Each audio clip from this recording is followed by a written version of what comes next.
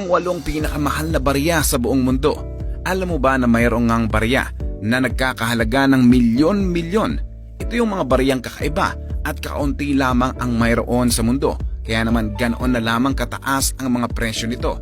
Isipin mo na lang na mayroong barya na nagkakahalagang 144 million pesos. Alam mo ba, sa isang iglap lamang ay maaari kang maging milyonaryo dahil sa isang barya. Ngunit mangyayari lamang ito kung mayroon kang ganitong klaseng mga barya. Liberty Head Nickel. Ito ang unang barya sa listahan natin. Ang Liberty Head Nickel na ginawa pa noong 1913. Ang baryang ito ay ginamit sa isa sa mga unang palabas sa TV noong 1970 sa Hawaii 5-0. Ang pangunahing gamit ng baryang ito ay para ipakilala ang iba pang mas mababang halaga. Pero alam mo bang ang baryang ito ay ninakaw ng isang dating empleyado na nagtatrabaho sa kumpanya at makalipas lamang ang ilang taon ay bigla itong lumitaw. Pinaniniwalaan na isa ito sa 5 orihinal na Liberty Head Nickel. Kaya naman noong auction, unoong ipapasubasta na ang baryang ito. Alam mo bang napakaraming mayayamang tao ang nagpunta sa auction at naibenta ito ng 3,737,500. At kung sa pera natin, ito ay nagkakahalaga ng 180,758,581 pesos. Ganoon kamahal na naibenta ang Liberty Head Nickel. Bust Dollar Class 1. Ito ang ikalawang barya sa listahan natin. Kadalasang tinatawag ang baryang ito na 1804 Bust Color Class 1 coin. Ang partikular na baryang ito ay lubos na natatangi at kakaiba dahil sa matagal ng kasaysayan nito na ginawa pa ang baryang ito noong 1804 kung saan nagkakaunti na lamang ang ganitong barya sa ngayon. Ang baryang ito ay nadiskubre sa Germany noong 1804 at ano bang 8 piraso lamang ang orihinal na mayroon nito sa buong mundo at tinatayang nasa 180 years na ang mga baryang ito. Nabili ang baryang ito sa isang auction sa halagang $3,865,750. O kung sa pera natin ito ay nagkakahalagang 186,961,200 pesos. Ganon kamahal ang baryang ito. 1 million gold Canadian. Alam mo ba na ang baryang ito ay gawa sa 99.999% of gold na kung saan iilan lamang ito sa mundo. At alam mo ba na ang isang piraso nito ay may bigat na 100 grams. Ito rin ang kauna-unang gintong barya sa mundo.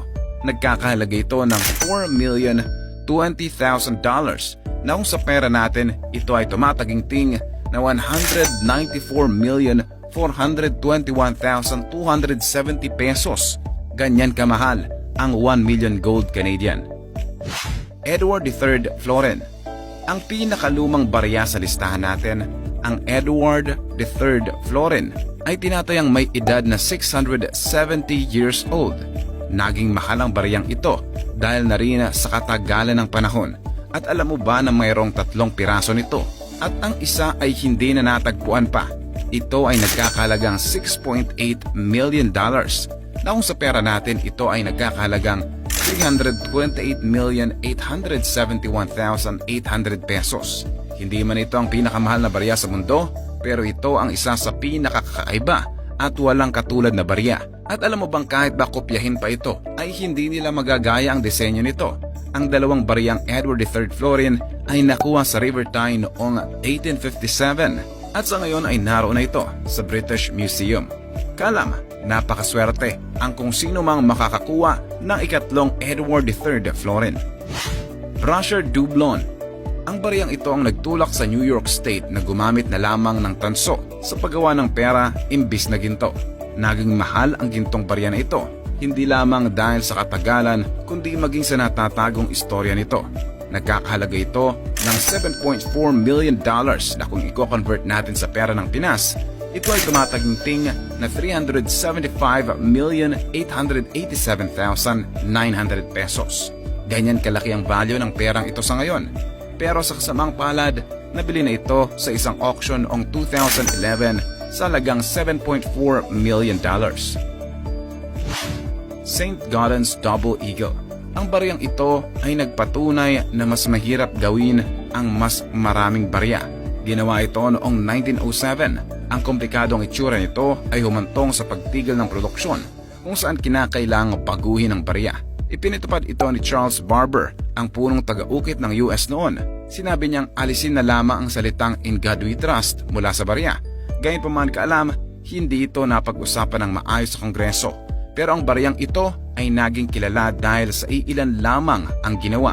At sa ngayon, nagkakahalaga ito ng $7.6 million na kung sa pera natin ito ay umaabot sa 367,562,600 pesos. Double Eagle. Kalam, ang Double Eagle ay halos kaparehas lamang ng St. Gaudens Double Eagle. Pero ang Double Eagle ay ginawa noong 1933, samantala ang St. Gaudens Double Eagle ay ginawa noong 1907. Ang Double Eagle ay alam mo bang pinaban ng isang presidente na si Theodore Roosevelt at huhulihin nila ang sinumang nagmamay-ari nito. Kaya naman gayon na lamang ang presyo ng baryang ito dahil na rin sa history at iilan na lamang ang may baryang ganito. Umaabot sa $7.6 million ang baryang ito at kung i-convert sa peso, ito ay aabot sa 367,562,600 pesos. Ganyan kamahal ang presyo ng Double Eagle sa ngayon. Flowing Hair Silver. Andito na tayo sa pinakahuling barya kung saan ito ay ang pinakamahal na barya sa buong mundo.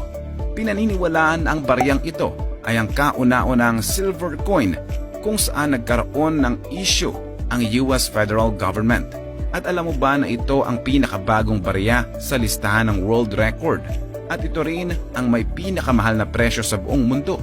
Nagkakahalaga ito ng $10 million na kung sa pera natin ay tumataginting na 483,635,000 pesos. Iyan po ang pinakamahal na barya sa buong mundo. Kung sa Pilipinas naman, ang pinakamahal na barya dito ay ang 1906 San Francisco US Philippine Coin, kung saan mabibili mo ito sa halagang 1,000,000 piso. Pero kaalam, mabibili lamang ang barya mong iyan kung ito ay rare at totoo. At ang 1 peso Carabao coin naman ay mabibili lamang sa mababang halaga. Ngunit darating din ang panahon na magiging mahal din ang presyo nito. Kaya kung mayroon kang katulad nito, ay itago mo lamang ng itago dahil darating ang panahon na magmamahal din ang presyo nito. Kalam, anong masasabi mo sa ating nakamamangang topic ngayon? Nagulat ka ba sa mga presyo ng baryang ito? At may iba ka ba bang alam ng mga barya na may malaking halaga? Antayin kong sagot mo sa comment section. Huwag mong kakalimutang i-like ang ating video at mag-subscribe ka na rin sa ating channel. At siguraduhin na panoorin ang next videos na siguradong magugustuhan mo. Ito ang inyong kaalam na nagsasabing, knowledge has a beginning but no end.